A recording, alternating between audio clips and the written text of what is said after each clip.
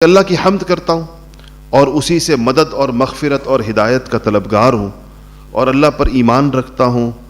اور اس کی ناشکری نہیں کرتا، کفر نہیں کرتا، بلکہ اللہ تعالیٰ سے کفر کرنے والوں سے دشمنی اور عداوت رکھتا ہوں،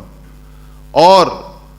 گواہی دیتا ہوں کہ اللہ ایک ہے اور محمد اس کے بندے اور رسول ہیں، جن کو اللہ نے ہدایت اور نور حکمت اور موعظت دے کر ایسے وقت میں بھیجا جب نبیوں اور رسولوں کا سلسلہ منقطع ہو چکا تھا اور زمین پر علم برائے نام تھا اور لوگ گمراہی میں تھے اور قیامت کا قرب تھا۔ جو اللہ اور اس کے رسول کی اطاعت کرے اس نے ہدایت پائی، اور جس نے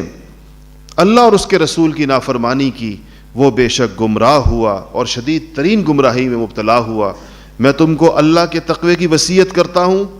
اس لیے کہ ایک مسلمان کی دوسرے مسلمان کو جو بہترین وصیت ہے وہ یہ ہے کہ اس کو آخرت پر آمادہ کرے، یعنی آخرت کی تیاری پر آمادہ کرے، آخرت کی ترجیح پر آمادہ کرے، اور تقوی اور پرہیزگاری کا اس کو حکم دے۔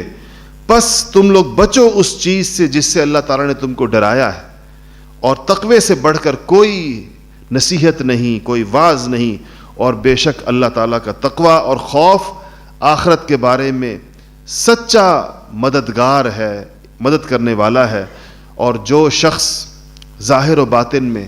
اپنا معاملہ اللہ کے ساتھ درست کر لے اور اس کا مقصود اللہ تعالیٰ کی رضا ہو اور کوئی دنیاوی غرض اور مصلحت پیش نظر نہ ہو، اور ظاہر و باطن میں کی مخلصانہ اصلاح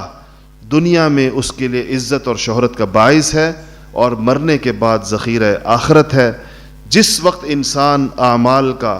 بہت زیادہ محتاج ہوگا یہ چیزیں اس وقت کام آئیں گی، اور تقوی کے خلاف جو کام ہیں یہ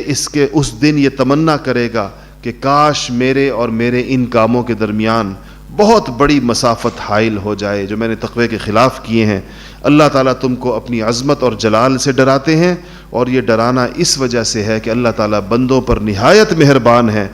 لہٰذا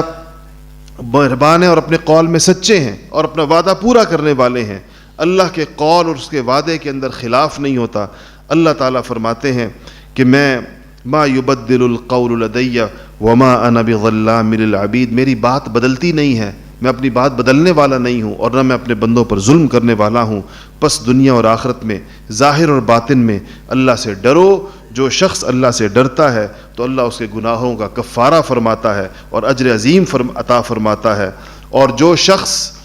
اللہ سے ڈرے وہی کامیاب ہوا۔ اور یاد رکھو کہ تقوی ایسی چیز ہے کہ اللہ کے غضب اور اس کی سزا اور اس کی ناراضگی سے بچاتا ہے، اور تقوی ہی قیامت کے دن چہروں کو روشن اور منور کرے گا اور اللہ تعالیٰ کی رضامندی کا باعث بنے گا اور درجات کی بلندی کے باعث بنے گا اور وسیلہ ہوگا۔ اس لیے تقوی میں جس قدر حصہ لے سکتے ہو لے لو، اس میں کمی نہ کرو، اور اللہ تعالیٰ کی اطاعت میں کسی قسم کی کوتاہی نہ کرو۔ اللہ نے تمہاری اطاعت کے لیے کتاب اتاری اور ہدایت کا رستہ تمہارے لیے واضح کیا تاکہ سچے اور جھوٹے کے اندر امتیاز ہو جائے۔ جس طرح اللہ نے تمہارے ساتھ احسان کیا تم اسی خوبی اور حسن کے ساتھ اس کی اطاعت بجا لاؤ، اور اور اللہ کے دشمنوں سے دشمنی رکھو اور ان کی راہ میں جہاد کرو۔ اللہ تعالیٰ نے تم کو اپنے لیے مخصوص اور منتخب کیا ہے، تمہارا نام اللہ نے مسلمان رکھا ہے۔ مسلمان کا مطلب اپنا مطیع اور فرمانبردار رکھا ہے۔ پس اس نام کی لاج رکھو، اور منشاء خداوندی